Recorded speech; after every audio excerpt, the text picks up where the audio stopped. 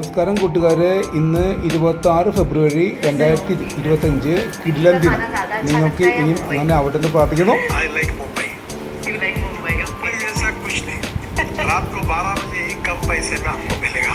तो अभी मैंने बहुत अच्छी मेरा एक प्रेमी है, घर पर मैं गया था खाना खाने, उन्होंने एक नई डिश बनाई, वो मैंने घर बनाई।